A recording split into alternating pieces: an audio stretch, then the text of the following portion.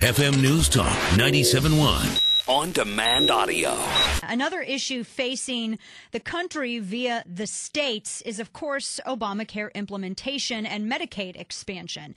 Now, even though Missouri has twice voted by historical, massive margins against the implementation of Obamacare via Prop C and Prop E, we had just the last election with E, 2010 midterms with C, and we're talking about 63 and 74% respectively. That's a huge margin. Missourians, even Democrat Missourians, don't want this to be implemented. Well, Governor Jay Nixon has been taking a trip around the state trying to pressure everyone from the House in Jeff City as well to our Senate, trying to get them to implement Medicaid expansion. And he has been met with a solid no. And to discuss this, we're going to talk to Senator John Lamping right now. Good afternoon to you, sir. Thanks for joining me. It's great to be on with you and your listeners.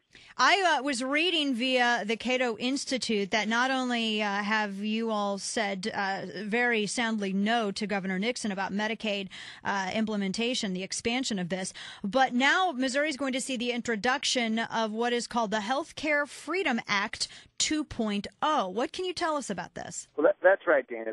The Senate, I'm in the Senate, and we have been a very strong no since before we even got down here, and we will be a strong no all throughout the year. But we just didn't want to play defense.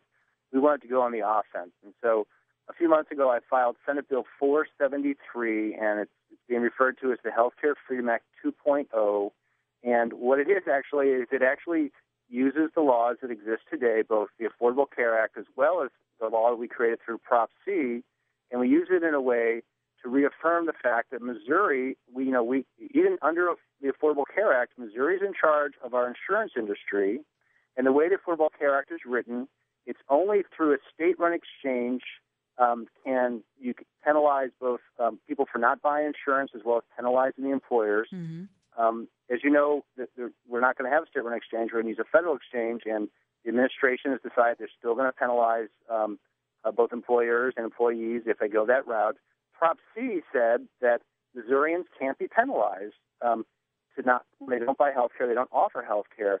And so in the Affordable Care Act, it says Missouri continues to regulate the insurance industry. And so the Healthcare Freedom Act 2.0 would be the means by which we wouldn't allow insurance companies to operate in Missouri if they put themselves in the federal exchange that resulted in employer-employee fines, that then they would be precluded from selling insurance in Missouri. And perfect, because that was the little loophole that we were kind of concerned about, that we would still sort of get hit with this. That would still allow Obamacare essentially to get its foot in the door in the state of Missouri. Yeah, it's interesting. The Affordable Care Act actually makes it very explicitly clear that the states themselves still govern the licensure of the insurance industry. There's no debating that. They actually make it stronger.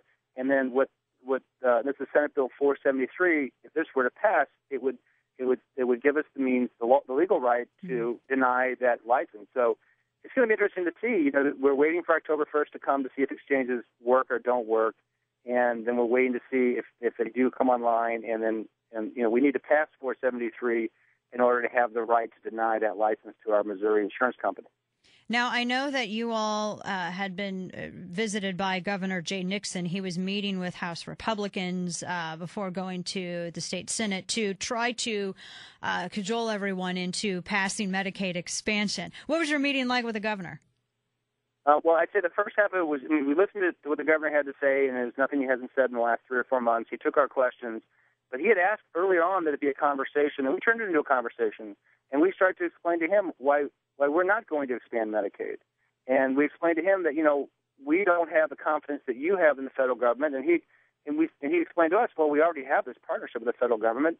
What's different? I said, well, what's different is that we're worried about the partnership as it exists today, and we're not about to go into another partnership. So, look, Jay Nixon's been around Jefferson City a long time. When he left that room yesterday, there has to be no doubt in his mind exactly where we are. And, he was a state senator. That was his first job as a state senator. And, he knows that in order to pass a law in Missouri, it has to get through the Senate.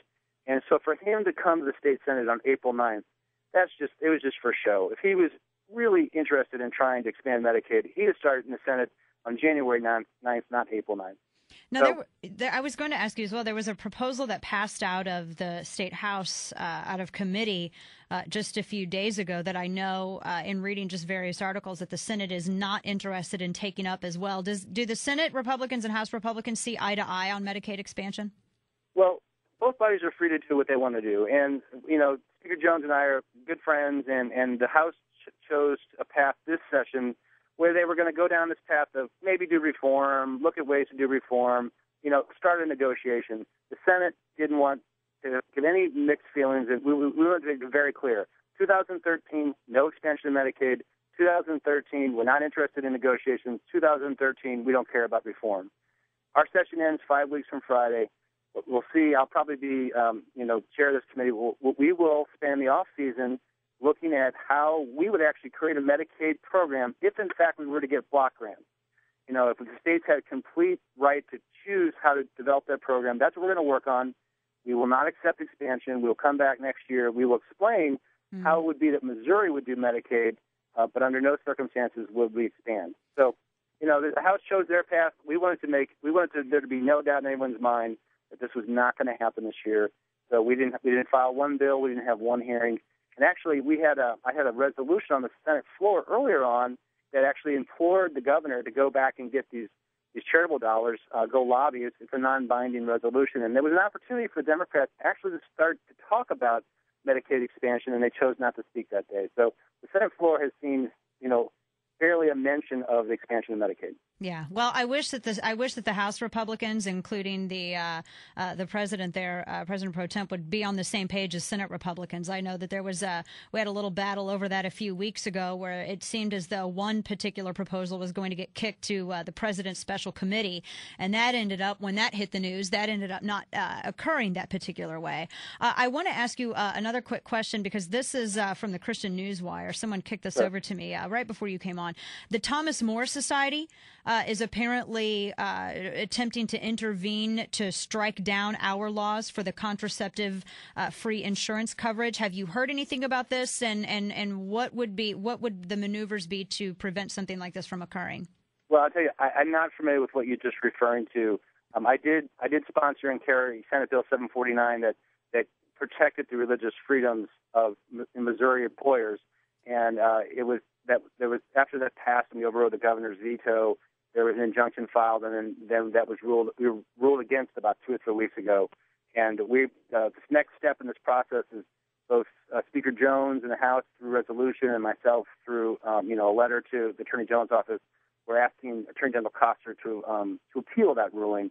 And so it sounds like I'm not familiar with what you just referred to, but it's not a surprise that that's in the news, because Missouri was the first state to do that, and actually the only state to take that action, and I'm not surprised that national groups are looking to get involved. Yeah, absolutely. Well, Senator Lamping, we really appreciate your efforts on behalf of uploading the will of Missouri voters, and we'll keep an eye on all of this, and please, of course, keep us apprised of any movement in the Senate on this as well. Thank you so much. Well, very good, Dana. Thanks for having me on. Of course. Take care. We'll talk again soon.